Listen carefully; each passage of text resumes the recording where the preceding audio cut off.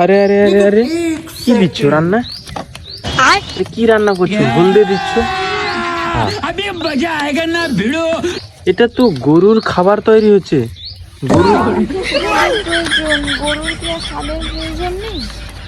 তো গরুর খাবারে তুমি হলদে, লঙ্কা, লবণ, দিতে হবে।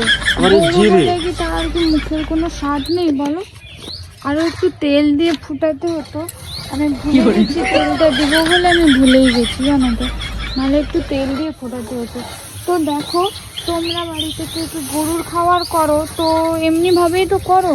তোমরা যখন খাও এই হলুদ গুঁড়ি, লঙ্কা গুঁড়ি, 5 ফোড়ন, তেল দিয়ে পেঁয়াজ রসুন আদা দিয়ে ভালো করে কষে খাও।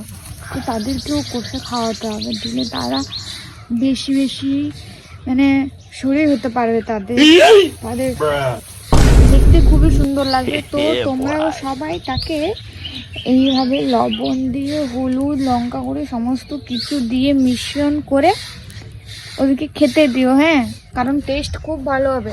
মানে টুকটুকি আমার ঘরে গরু আছে, তার জন্য খাবার রান্না করছে। কি দিয়ে দেবো? হলুদ গুঁড়ি, লঙ্কা গুঁড়ি আর লবণ টবণ দিয়ে, মানে মানুষের মতো। মানে গরু কি এইভাবে রান্না করে খায় নাকি? আমরা মানুষেরা টেস্ট খুঁজি, ওদেরও তো টেস্টের প্রয়োজন তো নাকি, ওরাও টেস্ট খোঁজে।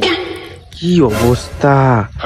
গরুর খাবার হলদে গুঁড়ি, লঙ্কা গুঁড়ি আর লবণ দিয়ে হচ্ছে, এটা কি মানা যায়? দেখো কি করতে হয়, এবার এটাকে ভালো করে এমনি করে টুকটুকিকে দেখো